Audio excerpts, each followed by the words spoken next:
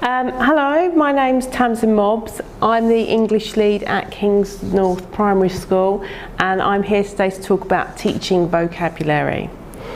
So I wonder how many words that you think that you know.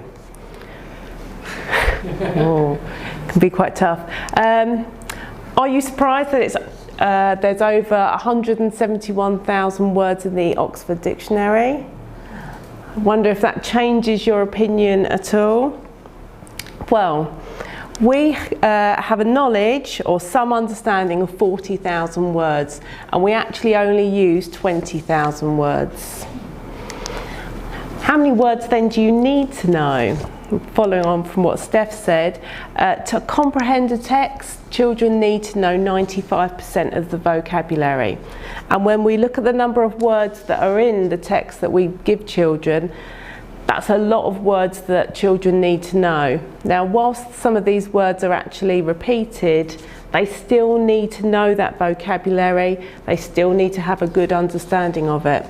And by the end of Key Stage 2, where we want them reading those higher level books, 85,000 words is a lot of words that they need to know and understand to understand that story. So, why is vocabulary important? It helps in English and in other subjects, but it also helps in the classroom as well, so that they understand what's going on and can follow what's going on, which then impacts on what they do in the SATs at the end of Key Stage 2. Vocabulary is also important for well-being as well, because it promotes self-esteem and children understand the importance of their learning and their education. So how do we learn vocabulary?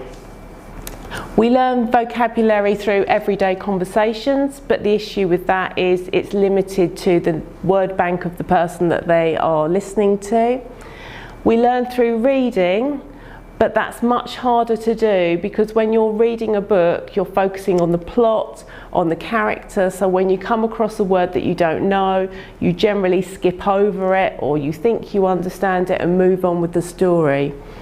The best way to learn new vocabulary is through teaching, and without explicit teaching of vocabulary, then children's word bank will not change.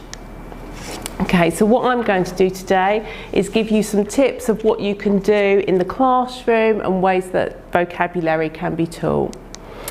So if I ask you to think of the word coffee, what do you think of? Are you thinking of, oh, I could do with a coffee now, I would love a coffee break? Or are you thinking of the definition of coffee, a hot drink made from the roasted and ground seeds of a tropical shrub? What we want children to do is to know the meaning and the context of the word, because knowing a word isn't just knowing a word. We want them to be able to manipulate and use words both orally and in their written work and have a good understanding of it. The second thing when teaching vocabulary is selecting challenging books. So when we're selecting class readers, think of the average child in the class and work only just above that level. That will help to strengthen their understanding and widen their vocabulary word bank. But it also supports the children with a smaller word bank and makes that wider for them. When you introduce a new word to a child, always tell them what it means. Don't say to the children, does anyone know what a particular word means? That stops misconceptions being reinforced and children understand straight away what a word means. Also, it's good to show pictures as well so children can see it and then begin to explore that word further. So don't just tell the child the word, we want to explore it even more. So have a class discussion about the word. So get children to really think and understand, and they can make links with their own lives as well. Also, even words that we assume that children have a good understanding of, explore those words as well. So with the word beautiful, I can say to the children, what picture do you think I'm going to put up which is beautiful? So then we're having a discussion about what their thought of beautiful is compared to what mine is. So children can start to see other people's point of view. So they might be a bit surprised when I put a spider up. And so we can have a discussion about why that's beautiful, and if it's not beautiful, then what is it? So we're starting to bring in those synonyms as well and strengthen that understanding. A good way to teach vocabulary is through quotes, so quotes on a book, so they understand how the words are used in the correct context. What I have done is the words that I was teaching are the ones underlined. I matched them up with a definition and a picture, cut them up, give one to each child, and then they can get up, move around the classroom, get into groups of 3 and sit down when they've got them, so I can immediately see which words they're struggling with and which words that they definitely know. We can then focus on the ones that they're not quite sure of. What this is also helpful with is children can use these in their work. They can sort of change the sentence, improve it, and I know straight away that they're using the words in the correct context. When teaching words, tell the children how they make links to other words. So with lightning, what it has in common with the picture, I'm running as fast as lightning. Talk to the children about those similes, but actually what we want them to do is start coming up with their own definitions rather than just those common similes, common metaphors that are used. So with this one, when we had a conversation with the children, we talked about running fast. Well, when are you running fast? You might be running fast in sports day, so when you're feeling competitive. You might be running fast when you're running away from danger. You might be running fast when you're running to the front of the dinner queue.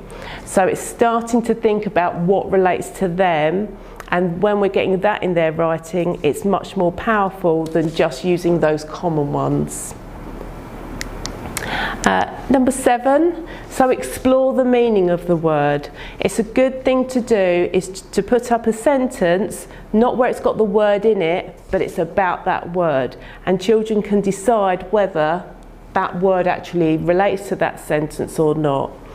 So with this one, I put this up and children had to decide whether it is terrible or not. And is it worse than terrible, or is it not as bad as terrible? And what I found that when we started having a discussion, they're thinking of the synonyms of terrible, such as atrocious and disappointed. So they're really thinking really carefully, is it terrible? Is that the right word that I want to use? Is that the meaning that I want to convey to the reader when I'm doing my piece of writing? Through this conversation, get children to write their own definitions. It is one of the skills that children need to use the dictionary, but actually their own definitions, coming up with them themselves, are much more powerful than just going to the dictionary and picking it up from there. What I then do is put the definitions on the English working wall, and children can then refer to that during English lessons or any other lesson. Number 9, don't just ask children perhaps what the expanded noun phrase should be. Give them different words that they could use and discuss the impact that it will have on the reader. So when it comes to an expanded noun phrase like this, I will start talking about what each word means, what picture it creates in my mind, so they're actually selecting the best word and they have a good understanding of the vocabulary that it's being used. Quite often we see children using the incorrect word, such as, like on this one, they'd use the colossal unicorn. Well, actually that's not correct, because it's not colossal. The unicorn lady's not climbing up and getting ropes to get onto it. So what we need children to do is select the appropriate word for the writing that they are doing. Okay, number 10, it's important to have a whole school approach. One way we do that is through Word of the Week. Every year group has their own, and then that reinforces a word and we're using it in the correct context. Occasionally our Word of the Week becomes a Word of the Month, where we have to keep it up, where we keep wanting it to be reinforced, but we do the same things throughout the school. Okay, and lastly, enjoy teaching vocabulary. I always start off my staff meetings with one of my little games. I would have done it today if I'd had time. So it's not just the children that I want enjoying vocabulary, it's the staff as well. Okay, so that's my top 10 tips for teaching vocabulary, and these are my recommended reads. Thank you for listening.